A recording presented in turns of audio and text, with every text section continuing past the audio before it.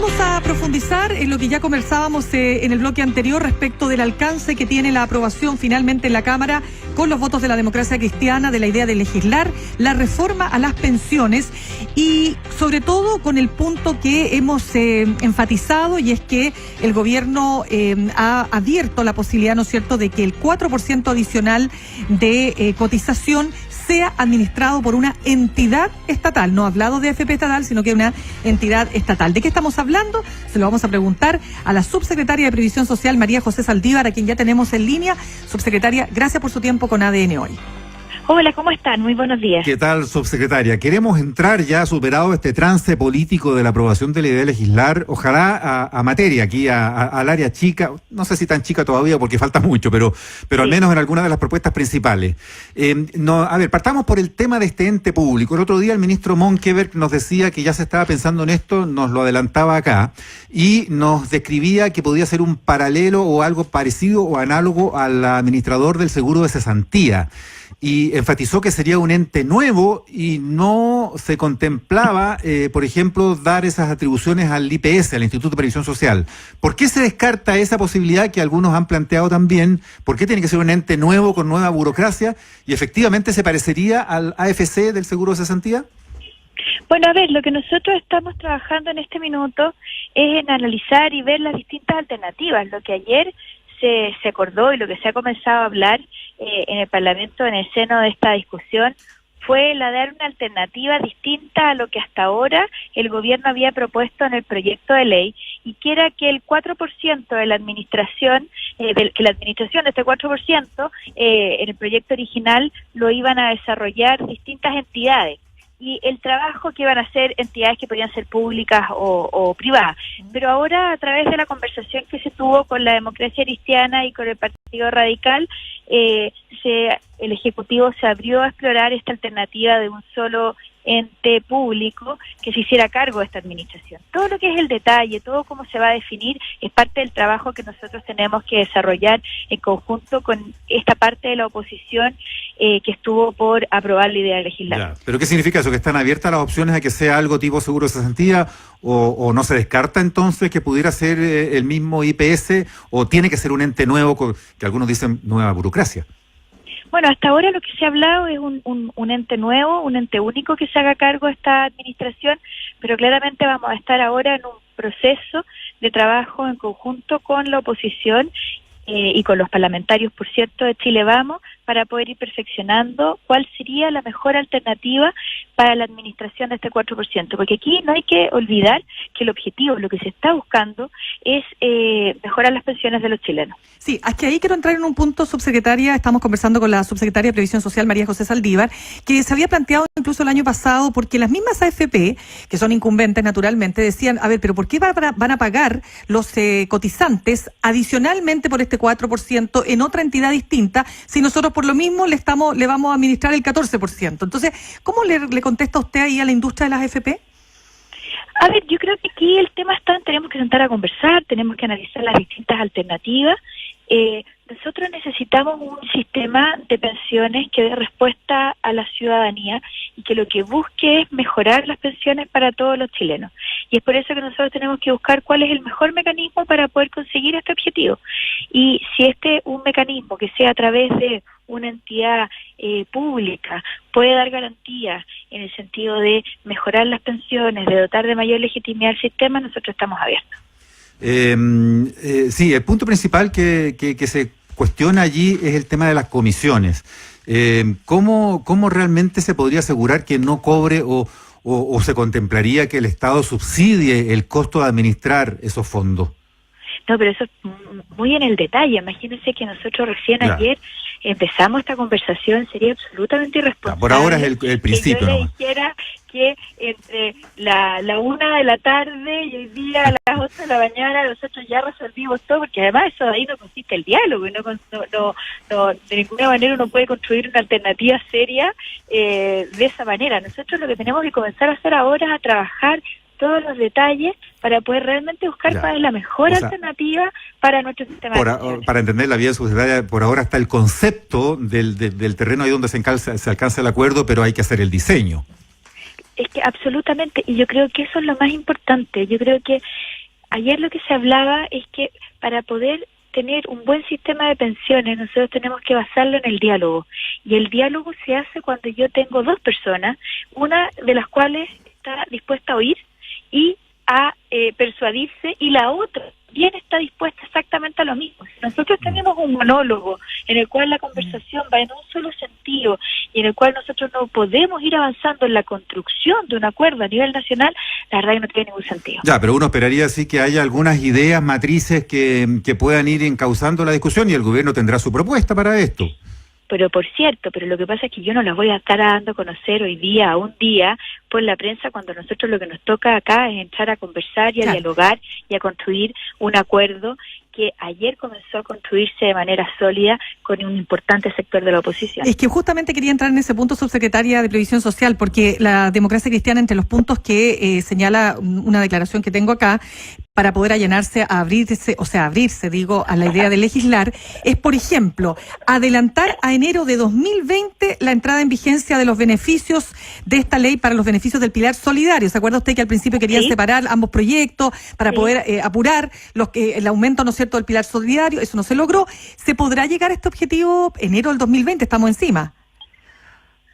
A ver, mira, lo que pasa con eso es de que justamente si es que el proyecto entre antes se apruebe, los beneficios van a comenzar a llegar antes a las personas.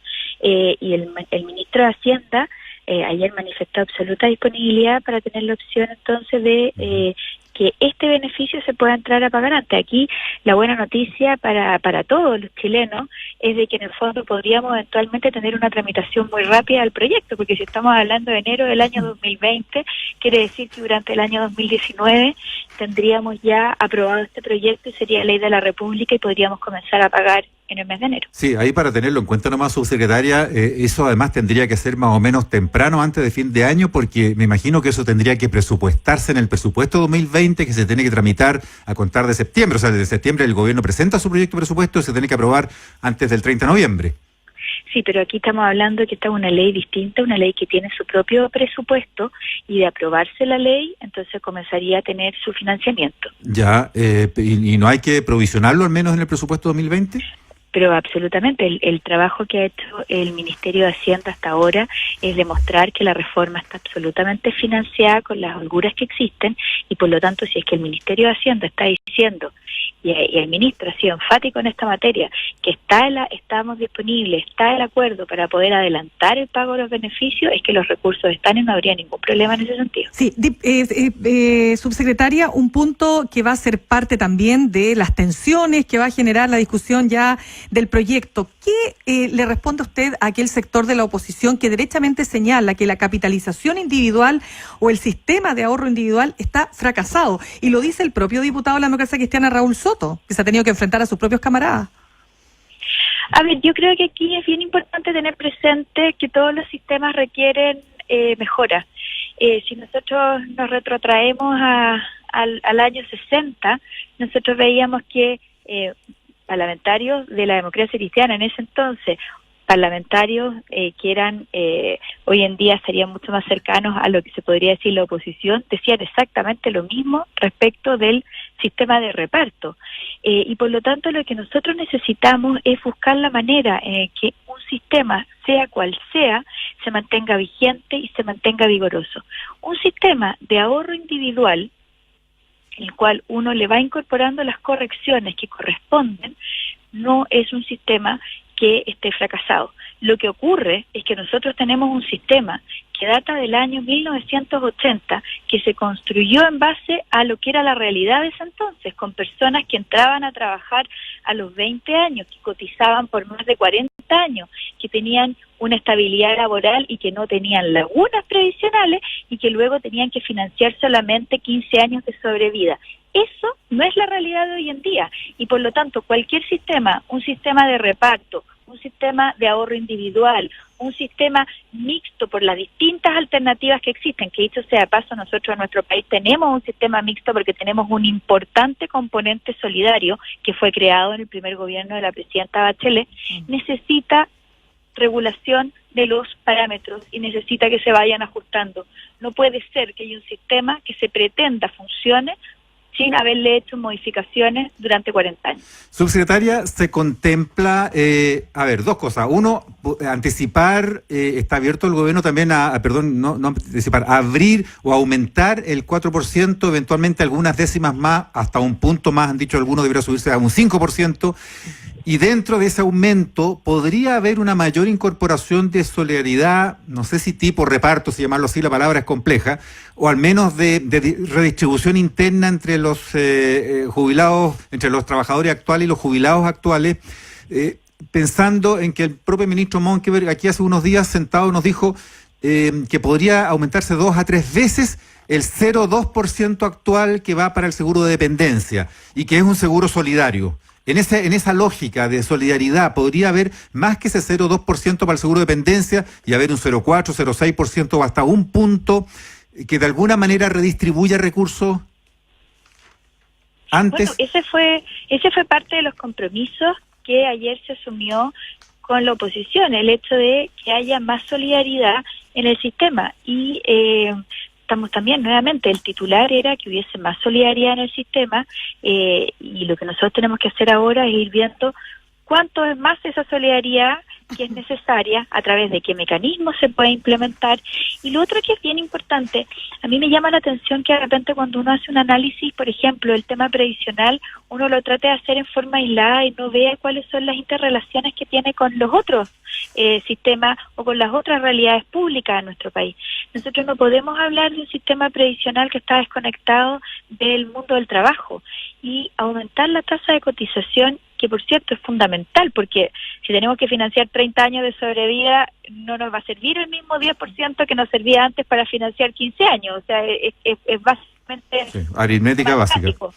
Pero lo que nos pasa con esta materia es de que aumentar la tasa de cotización también tiene un efecto en el mundo del trabajo, y para poder tener buenas pensiones primero tenemos que tener buenos trabajos con estabilidad, que a mí lo que me permitan es tener tranquilidad de alguna manera en que yo voy a poder tener cotizaciones previsionales al final del mes, ¿no es cierto? Y por lo tanto, si se aumenta la tasa de cotización sin respetar o sin considerar la gradualidad necesaria, yo puedo estar poniendo eventualmente en riesgo puestos de trabajo. Sí, entonces, esto es costo de empleo finalmente. Con esto, claro, ¿qué es lo que quiero decir con esto? Es que tenemos que aumentar la tasa de cotización, pero tenemos que hacerla de tal manera en que podamos mantener un equilibrio entre aumentarla lo más posible, afectando lo menor posible a los puestos de trabajo. Y tenemos que buscar ese equilibrio. Y aquí yo quiero ser bien clara, yo creo que estamos todos en nuestro país conscientes de que las pensiones son bajas. Yo creo que estamos absolutamente todos conscientes que tenemos que mejorarla. Y yo creo que aquí lo que tenemos que buscar es cuál es el mejor mecanismo para poder hacerlo, siendo lo más eficiente, lo más rápido, pero lo más sustentable también en el tiempo. Subsecretaria, otra cuestión de fondo, y hay auditores que nos lo están planteando aquí, pero que también lo hemos discutido aquí en otras oportunidades. ¿Es posible que se contemple abrir vasos comunicantes entre el 10% actual y el 4% adicional que vamos a terminar cotizando en varios años más? Me refiero a que ese 4% se contempla que lo va a gestionar un ente público, que ya está conversado. Hay que diseñarlo. Pero que pudieran los trabajadores mismos optar de pronto por cotizar al menos parte o todo su 10% también a través del ente público, o que los que quieran puedan cotizar también en su AFP y no en el ente público, porque hay gente que dice, no confío en el Estado, confío en la AFP que me administren mejor mis fondos, prefiero mi 14% en la AFP. ¿Se podría abrir esa comunicación entre ambos? Mira, eso no está eso no está hoy día en la discusión. Nosotros estamos en este momento trabajando en torno a la nueva forma en la cual se va a dotar de una administración para este 4% que es extra, y estamos trabajando y estamos abocados a esa materia. Yo creo que aquí uno no puede aventurar conversaciones que puedan venir a futuro, y siempre teniendo presente que lo que tenemos que buscar es perfeccionar el sistema y buscar asegurar que las pensiones que reciban los chilenos sean las más altas posibles. Bien, subsecretaria de Previsión Social, María José Saldívar, muchas gracias por darnos estas luces de cómo arranca el debate de las pensiones entonces una vez aprobada la idea de legislar. Muchas gracias. Muy bien. Gracias a usted. Muchas gracias, subsecretaria.